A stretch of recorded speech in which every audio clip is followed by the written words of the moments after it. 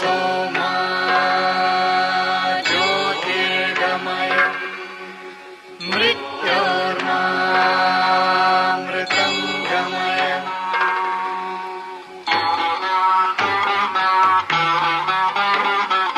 सर्वेऽपि सुखिनः सन्तु सर्वे सन्तु निरामया सर्वे भद्राणि पश्यन्तु मा कश्चित् दुःखभाग् भवेत्। द्यौः शान्तिः शान्तिः अन्तरिक्ष शान्तिः शान्तिः पृथिवी शान्तिः शान्तिः आपः शान्तिः शान्तिः ओषधयः शान्तिः शान्तिः वनस्पतयः शान्तिः शान्तिः विश्वे देवाः शान्तिः कामः शान्तिः शान्तिः क्रोधः शान्तिः शान्तिः ब्रह्म शान्तिः शान्तिः सर्वः शान्तिः शान्तिः शान्तिरेव शान्तिः शान्तिः सामः शान्तिरेधि। यतो यत समीहसे ततो नु अभयं कुरु शन्नः कुरु प्रजाभ्यो भयं न पशुभ्यः।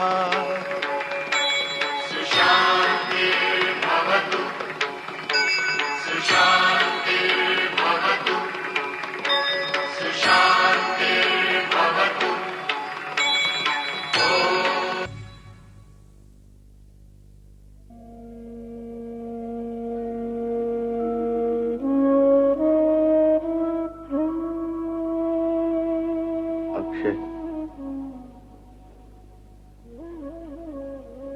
सोचता हूं मैं पाटलिपुत्र चला जाऊं। आचार्य के आने तक तो प्रतीक्षा करनी होगी। पता नहीं कहां होंगे आचार्य, कोई सूचना भी नहीं मिली उनकी ओर से। तुम इतने हताश क्यों हो चंद्रगुप्त? अक्षय, आचार्य अपनी पीड़ा हम लोगों के साथ बांट सकें, क्या इतने भी योग्य नहीं हैं हम? तुम्हें स्वयं पर इतना अविश्वास क्यों है चंद्रगुप्त? तो आचार्य ने अपनी सूचना क्यों नहीं दी, हमें साथ क्यों नहीं ले गए? निपुणक व शारंगरव को भी आचार्य ने वापस भेज दिया। गुरुकुल में प्रत्येक व्यक्ति आचार्य ही की तो प्रतीक्षा कर रहा है, पर किसी ने अपना धैर्य नहीं खोया। पता नहीं अक्षय, मैं क्यों धीरज नहीं रख पा रहा हूं। क्योंकि तुम आचार्य के सबसे निकट हो। तुम आचार्य के निकट नहीं हो? हूं, हम सभी हैं। लेकिन आचार्य की अनुपस्थिति में कोई जल से उलीझकर फेंकी गई मछली की तरह छटपटाया है तो वो सिर्फ तुम हो चंद्रगुप्त। मैं सामर्थ्यहीन हो रहा हूं अक्षय। यही तुम्हारी शक्ति है चंद्रगुप्त।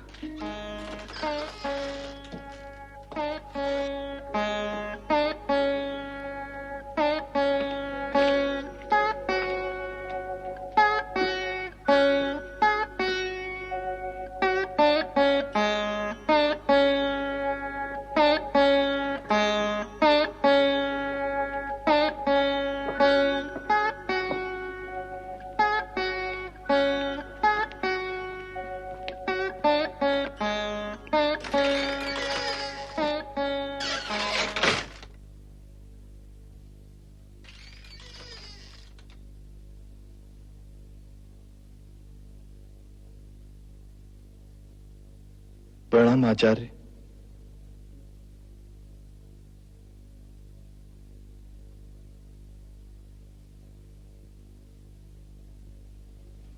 तुम भीतर प्रवेश नहीं करोगे चंद्रगुप्त। मैं तुम्हें आदेश दे चुका हूं चंद्रगुप्त।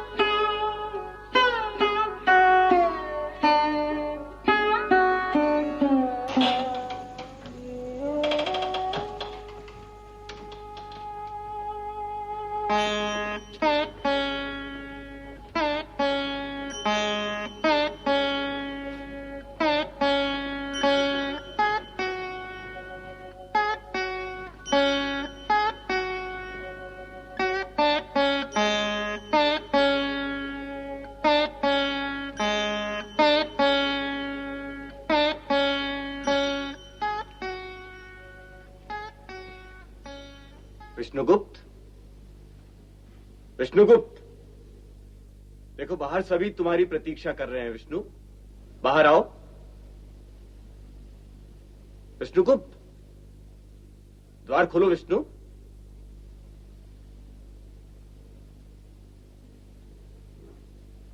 विष्णुगुप्त,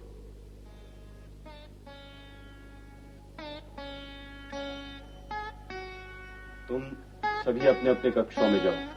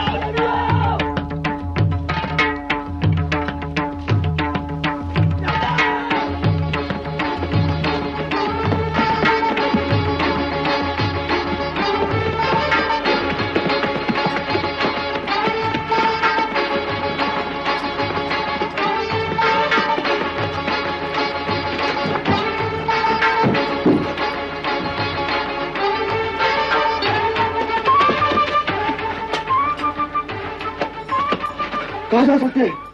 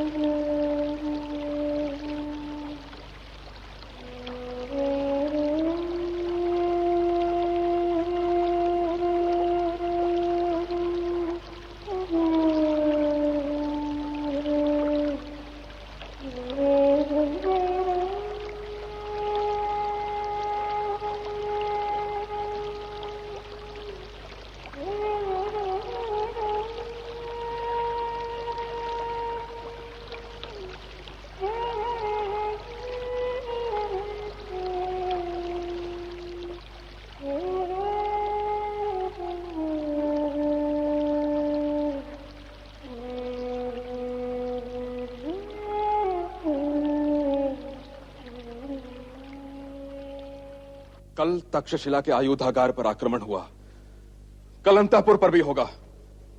लुटेरों ने आयुधागार से हथियारों को चुराने का प्रयत्न किया, पर कंटक शोधन के अधिकारी उन अपराधियों को ढूंढ नहीं पा रहे हैं। मैं प्रयत्न कर रहा हूं देव। मुझे आश्वासन देने का प्रयत्न मत कीजिए अनुजदेव। यवन सेनापति को मुझे उत्तर देना पड़ता है। क्या उत्तर दूं मैं यवन सेनापति को कि वे मात्र साधारण लुटेरे थे, कि उन्होंने कुछ कारशापणों, कुछ स्वर्ण मुद्राओं के लिए आयुधागार से हथियार चुराने का प्रयत्न किया? इसमें दो ही संभावनाएं हैं देव। मैं सारी संभावनाएं जानता हूं अनुजदेव, पर कौन है वह तक्षशिला का शत्रु जो तक्षशिला में छिपकर तक्षशिला की सत्ता को चुनौती दे रहा है? क्या आयुधागार के समस्त रक्षक तक्षशिला के विश्वस्त हैं? इन परिस्थितियों में कुछ भी नहीं कहा जा सकता तक्षशिलाधीश। तो इन परिस्थितियों में मैं कैसे विश्वास करूं कि आप मेरे विश्वस्त हैं? जाइए अनुजदेव, एवं शीघ्र अतिशीघ्र अपराधियों का पता लगाइए। जो आज्ञा मंत्रीवर। जाइए अनुजदेव। कहीं गुरुकुल का तो इसमें कोई हाथ नहीं? नहीं तक्षशिलाधीश। पर इन परिस्थितियों में तुम गुरुकुल के बारे में इतने आश्वस्त व निश्चिंत कैसे हो? सत्य तो यही है तक्षशिलाधीश। पर गुरुकुल पर ध्यान रखिएगा, और विशेषकर आचार्य विष्णुगुप्त पर। जो आज्ञा तक्षशिलाधीश।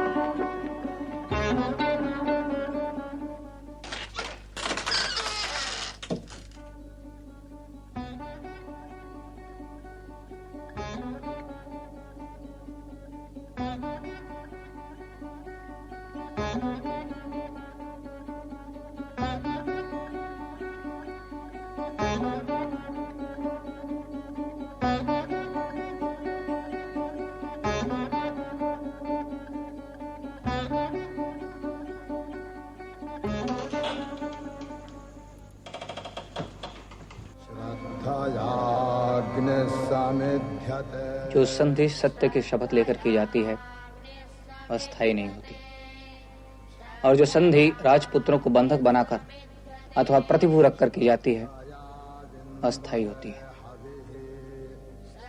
संहिताः स्मः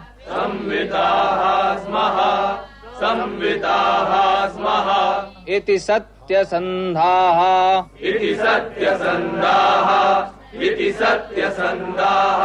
पूर्वे राजानः सत्येन सन्दधिरे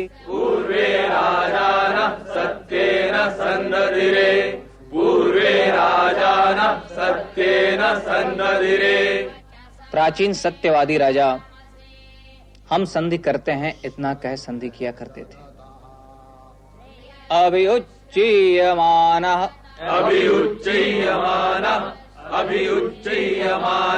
समाधि मोक्षम कारयेत।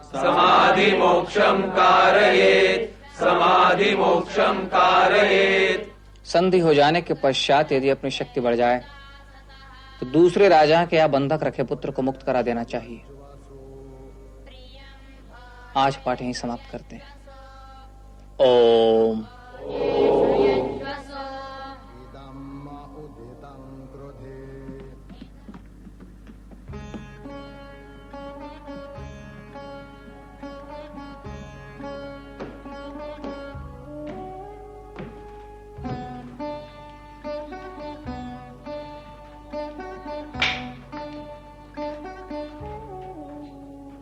बैठिए।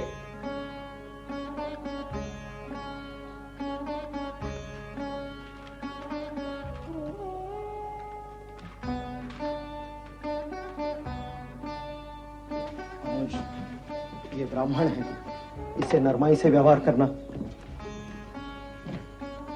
इस ब्राह्मण के कारण तक्षशिला की सुरक्षा धोखे में पड़ सकती है।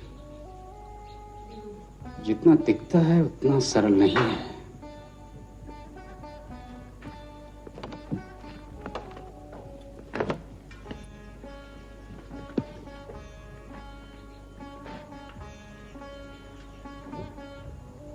ब्राह्मण, यदि तुमने मेरे प्रश्नों का उत्तर सही सही नहीं दिया तो मैं तुम में और एक साधारण अपराधी में कोई अंतर नहीं रखूंगा। मैं तुम्हारे साथ वही व्यवहार करूंगा जो एक कंटक शोधन अधिकारी सत्य उगलवाने के लिए एक साधारण अपराधी के साथ करता है। कल रात तुम कहां थे? कल रात आप कहां थे विष्णुगुप्त? तक्षशिला में। तक्षशिला में कहां? वीथियों में। कौन सी वीथी? कौन सा मार्ग? सारी वीथियां और सारे मार्ग तो आप जानते ही हैं। मैं आपसे पूछ रहा हूं। जहां व्यक्ति के भटकने की संभावना अधिक हो। मैंने आपको यहां पहेलियां बुझाने नहीं बुलाया है। सत्य भी तो आप जानते हैं। आज आप कहां घूम रहे थे? उन्हीं वीथियों में, उन्हीं मार्गों पर। क्यों? मैं आपसे पूछ रहा हूं, क्यों घूम रहे थे आप? क्या मैं तक्षशिला में भ्रमण करने के लिए भी स्वतंत्र नहीं हूं? क्यों भ्रमण करना चाहते हैं आप? क्यों? यदि आप इसी प्रकार मौन रहे तो मुझे दूसरे मार्गों का अवलंबन करना पड़ेगा। मुझे बताते क्यों नहीं विष्णुगुप्त? मेरे धैर्य की परीक्षा मत लो, मुझे बताओ। मुझे तुम हाथ उठाने पर विवश कर रहे हो। वरुण, मेरी सहायता करोगे? वो दीप दंड ले आओगे? वरुण, मैं इसमें तुम्हारी कोई सहायता नहीं करूंगा। वरुण, तुम मेरे आदेशों का उल्लंघन कर रहे हो। तुम अत्याचार कर रहे हो अनुज। अब मुझे विश्वास हो गया है कि हम कायर ही नहीं, नपुंसक भी है।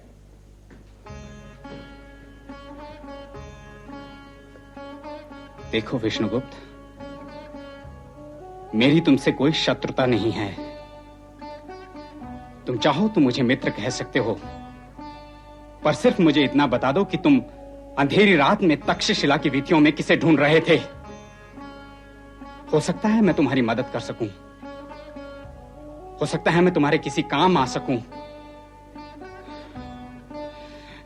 बताते क्यों नहीं? किसे ढूंढ रहे थे? क्या चाहिए तुम्हें जो अंधेरी रात में तुम तक्षशिला की वीथियों में ढूंढ रहे थे?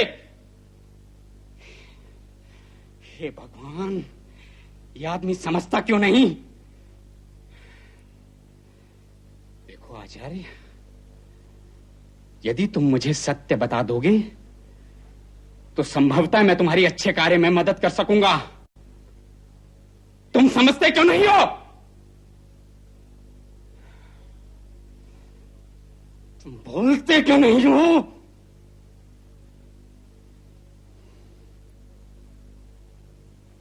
मैं जाऊं? निकलो यहां से।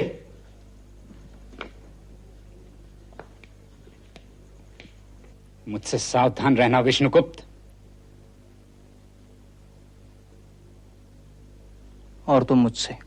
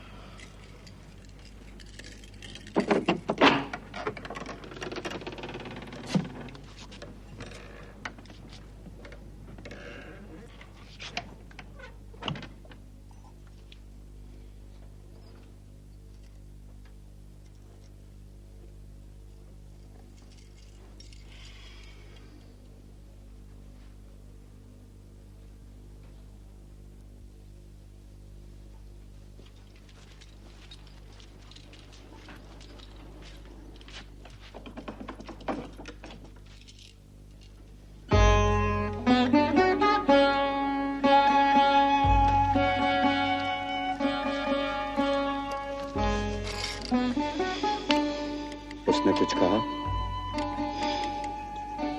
मुझे सावधान रहने के लिए कहा है। उसे मुझ पर संशय हो गया है अनुज। विष्णुगुप्त ने सिंहरण को मेरे कक्ष से निकलते हुए देख लिया है। पर अब हमें क्या करना चाहिए आचार्य? उसे हमें अप्रत्यक्ष रूप से सहायता करनी होगी। उसके लिए तो हम तैयार हैं, लेकिन वो कुछ कहते ही नहीं। अपने अनुभव के आधार पर कहता हूं, वो हमसे सहायता मांगेगा नहीं, वो हमें सहायता देने के लिए विवश करेगा। पर आचार्य चाहते क्या हैं? यही हमें ज्ञात करना है अनुज। पर तुम आम भी से सावधान रहना। अब मैं चलता हूं।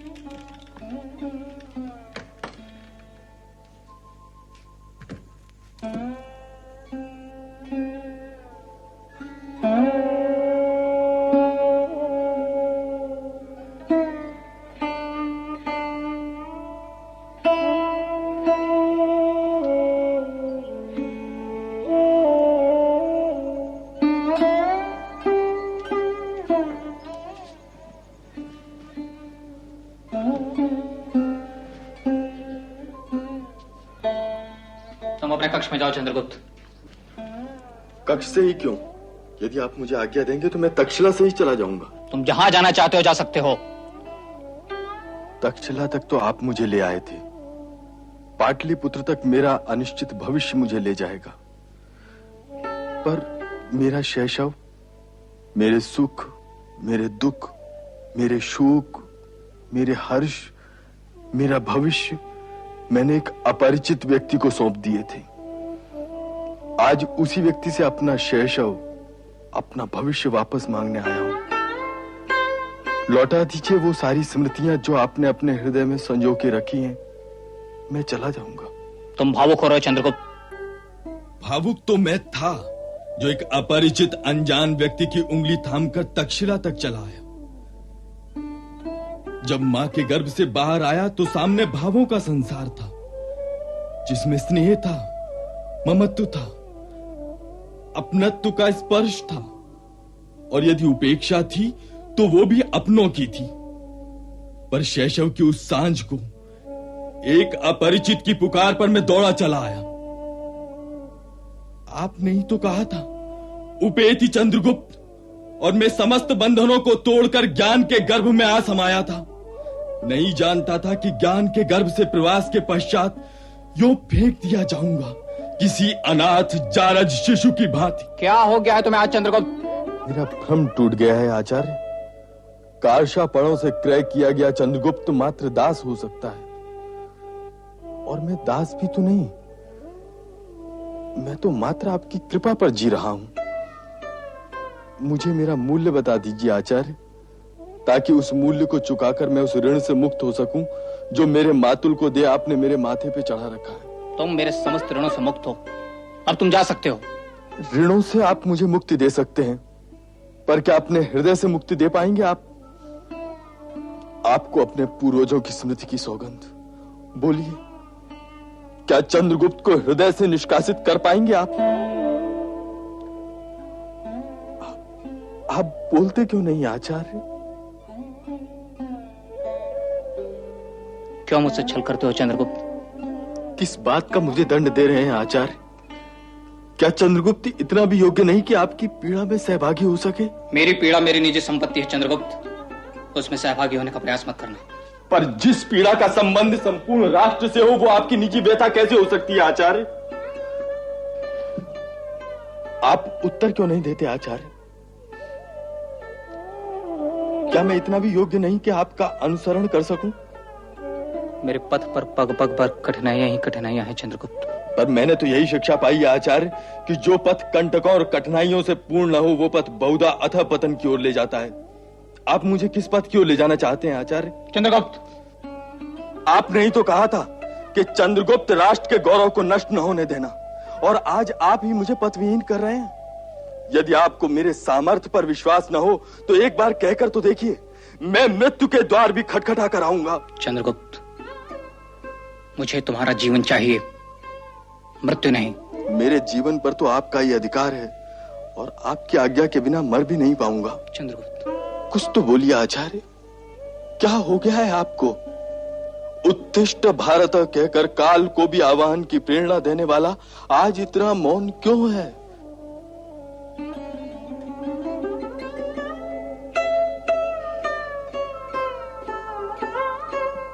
समय सभी रहस्यों को खोल देगा, अतः समय की प्रतीक्षा करो। जाओ, अपने कक्ष में जाओ।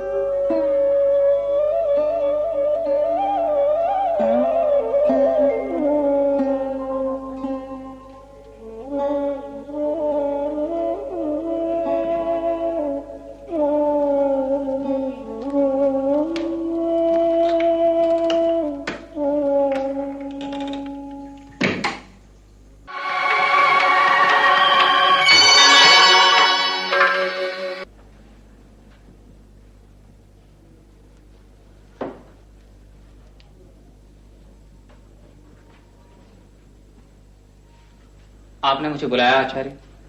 द्वार बंद कर दो।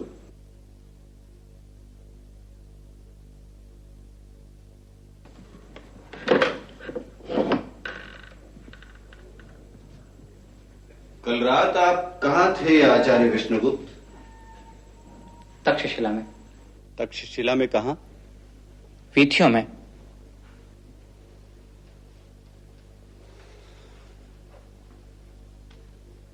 अब ये आंख मिचौली बंद करोगे? बताते क्यों नहीं कि तुम्हें क्या चाहिए? विष्णुगुप्त, तुम्हारे इस मौन का अर्थ नहीं समझ पा रहा हूं मैं। क्या रहस्य है तुम्हारे इस मौन में? कुछ भी तो नहीं। तुम नहीं बताओगे तो मैं नहीं जान पाऊंगा, ऐसा नहीं है विष्णुगुप्त? मैंने भी शास्त्रों का अध्ययन किया है। मैं देख रहा हूं कि कोई काल सर्पिणी अपने बंधन से मुक्त हो, निश्चय के मंत्र से वशीभूत हो, तुम्हारे स्कंधों पर लहरा रही है। टसे गए हो तुम। बोलो, किसके हाथों अपमान का विष पियाए हो? ऐसा कुछ नहीं है आचार्य। मैं तुम पर विश्वास नहीं कर सकता। तुम कुछ कहते क्यों नहीं? क्या कहूं आचार्य? इस राष्ट्र को एकता के सूत्र में बांधने की कल्पना करने वाला इतना भावविहीन क्यों है? यवनों का मार्ग रोकने के अभियान पर जो चारों दिशाओं में दौड़ पड़ा था, आज वो इतना शांत क्यों है? इस राष्ट्र के गौरव की रक्षा का आह्वान करने वाला आज इतना मौन क्यों है? क्या तुम्हारे भीतर धधक रही स्वतंत्रता की आग यवनों की विजय से बुझ गई है, या तुम्हें भी जीवन का मोह रोक रहा है?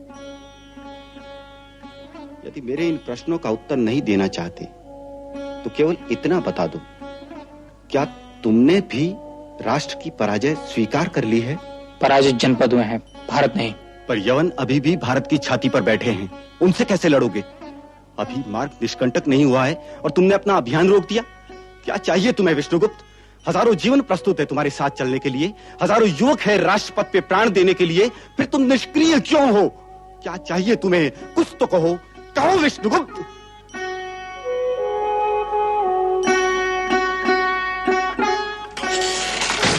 शिक्षक साधारण नहीं होता धनानंद, प्रलय व निर्माण दोनों उसकी गोद में खेलते हैं। तो क्यों आया था तू यहाँ?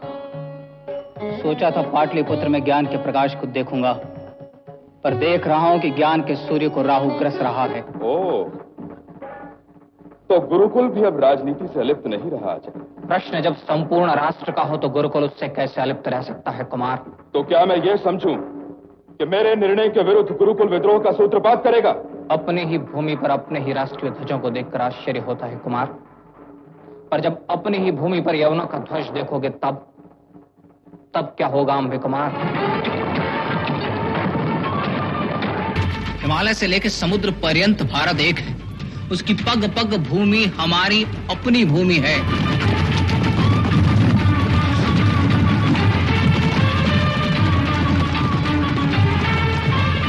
क्या भारत की अजय संस्कृति अविजित रहेगी?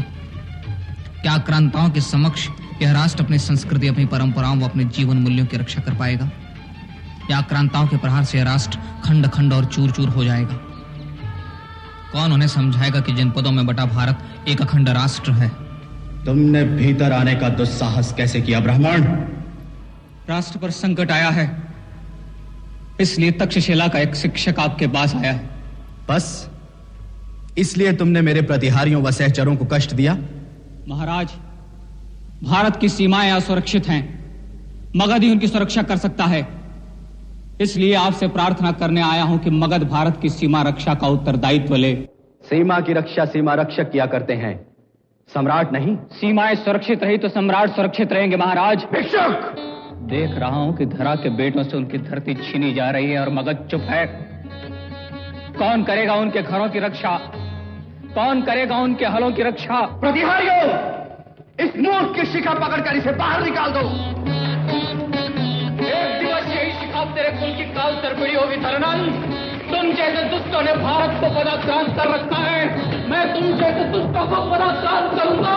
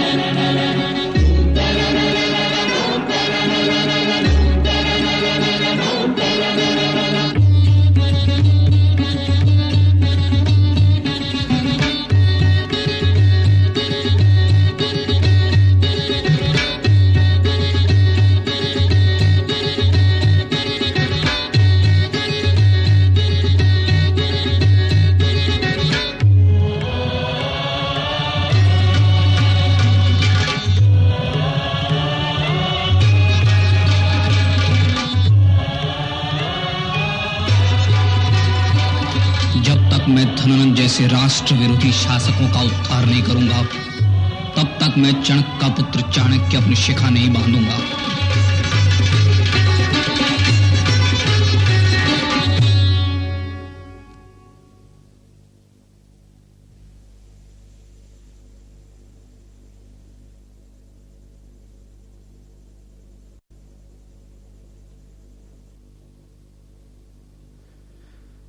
यदि तुम हमें अपराध भाव से ग्रस्त करवा कर ही कुछ बताना चाहते हो तो मैं स्वीकार करता हूं कि अयोध्यागार। उसकी कोई आवश्यकता नहीं है आचार्य।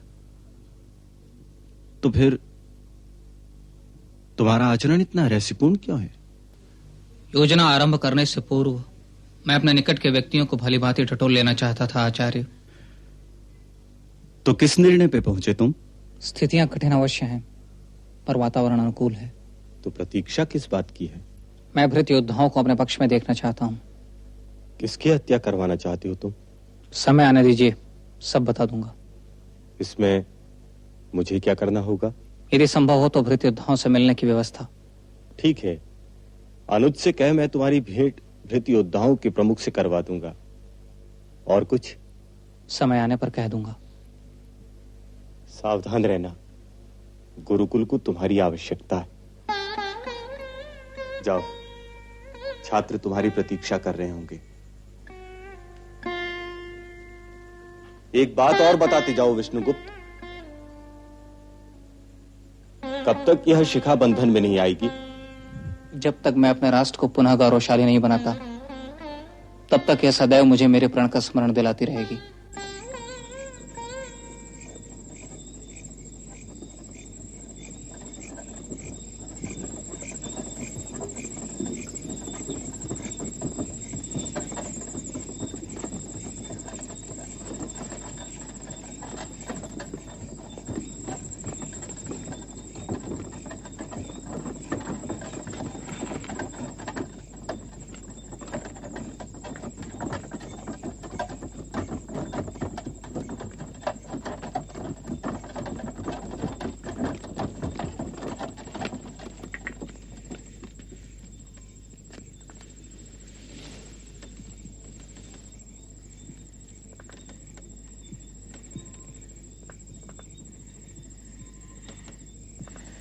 आइए।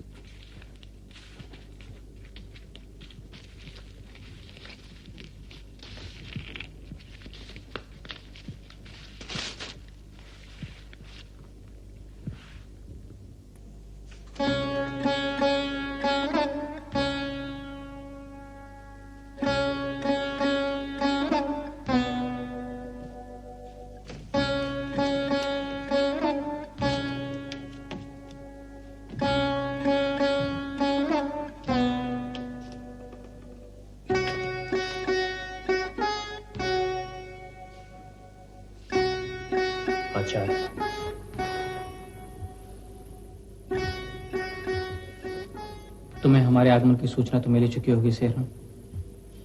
आपने कहा होता तो मैं स्वयं चला आता। तुम्हारा जीवन मेरे लिए बहुमूल्य है सेहरण, उसे मैं किसी भी मूल्य पर खोने को तैयार न था, इसलिए मैं स्वयं चला आया। ये मेरे शिष्य हैं, यह है चंद्रगुप्त और यह अक्षय। प्रणाम सेनापति।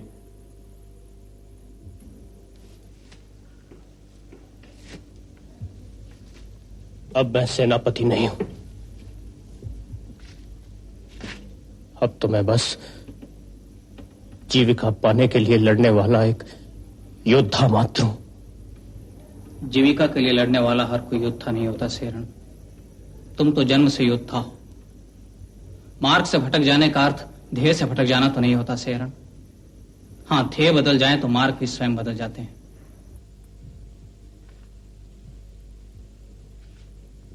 मैं पथ व ध्येय दोनों से भटक गया हूं आचार्य। यदि यही अंतिम सत्य होता तो आज मैं तुम्हारे द्वार पर खड़ा नहीं होता सेहरण। नियति भी कितनी विचित्र है कि आज मैं अपने ध्येय की पूर्ति के लिए तुम्हारे मार्ग पर आ खड़ा हुआ हूं। अज्ञानी हूं, फिर भी निवेदन करूंगा आचार्य कि सेहरण का मार्ग किसी भी ध्येय तक नहीं पहुंच सकता। तुम्हें इतना अविश्वास क्यों है सेहरण? इसलिए कि यदि साधन गलत हो तो साध्य भी दूषित होता है, मार्ग गलत हो तो ध्येय भी अपवित्र होता है आचार्य। यह भी अंतिम सत्य नहीं है सेहरण। उच्च ध्येय के साधन परिस्थितिवश दूषित हो सकते हैं, अन्यथा जीविका के लिए युद्ध करने वाला सेहरण किस ध्येय के लिए तक्षशिला के आयुधागार पर आक्रमण कर उसे अग्नि को समर्पित करता? इसलिए कि वो हथियार यवनों को पहुंचाए जाने वाले थे, और यवन उनका उपयोग तुम्हारे ही बांधवों पर करते, यही ना? कईयों के जीवन की रक्षा के लिए तुमने कुछ प्राण हर लिए सेहरण। तुम्हें अपनाए हुए मार्ग पर खेद हो सकता है, पर ध्येय पर? आप मुझसे क्या अपेक्षा रखते हैं आचार्य? मुझे तुम्हारा सामर्थ्य चाहिए, तुम्हारी शक्ति चाहिए, तुम्हारा रण कौशल, तुम्हारा नेतृत्व चाहिए। हमें भृत्य योद्धाओं की सेना खड़ी करनी है सेनापति। क्या आप राज्य में यवनों के विरुद्ध विप्लव करना चाहते हैं? विप्लव यवनों ने किया है हमारी मातृभूमि पर, आक्रांता यवन है हमारी धरती पर। यह राष्ट्र हमारा है, यह धरती हमारी है। इस राष्ट्र का यवनों की दास्ता से मुक्ति का मार्ग विप्लव नहीं कहा जा सकता सेहरण। स्वाधीनता संग्राम को यवन विद्रोह की संज्ञा दे सकते हैं, कोई भारतीय नहीं। आप आज्ञा दीजिए आचार्य, सेहरण इस कार्य के लिए तत्पर है। तुम भृत्य योद्धाओं को एकत्र करो, मैं धन एकत्र करूंगा। आचार्य धन की चिंता न करें। सेहरण यदि जीविका के लिए हत्या जैसा पाप कर सकता है तो राष्ट्र के लिए धन की भिक्षा भी मांग सकता है, और यदि उसे यह भिक्षा न मिली तो सेहरण सामर्थ्यवानों के स्वर्ण भंडारों से एक मुट्ठी स्वर्ण छीनने का सामर्थ्य रखता है आचार्य। आप निश्चिंत हो, मार्गदर्शन कीजिए। समय आने पर समस्त योजनाओं को तुम्हारे समक्ष रख दूंगा सेनापति। एक और प्रार्थना है सेनापति। मैं प्रार्थना के योग्य नहीं हूं आचार्य। याचक सिर्फ प्रार्थना ही कर सकता है सेनापति कि मेरे दोनों शिष्य सतत तुम्हारे संपर्क में रहेंगे, इन्हें मार्गदर्शन देते रहना। अब मैं चलता हूं, बहुत बड़ा उत्तरदायित्व तुम्हारे कंधों पर सौंपे जा रहा हूं सेनापति। अब जो सेहरण पथभ्रष्ट हुआ तो मातृद्रोह का पाप उसके माथे पर होगा। सेहरण मां से घात नहीं करेगा आचार्य। प्रणाम।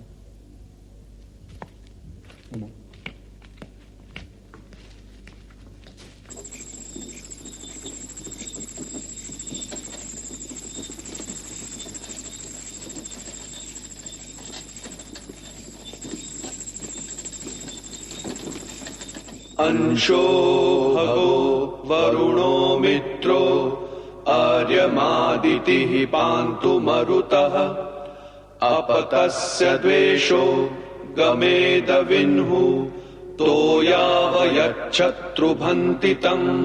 अंशो भगो वरुणो मित्रो आर्यमादितिः पान्तु मरुतः अपतस्य द्वेषो गमेदविन्हु तोयावयच्छत्रुभन्ति तम्। अंशो भगो वरुणो मित्रो आर्यमादितिः पान्तु मरुतः अपतस्य द्वेषो गमेदविन्हु तोयावयच्छत्रुभन्ति तम्।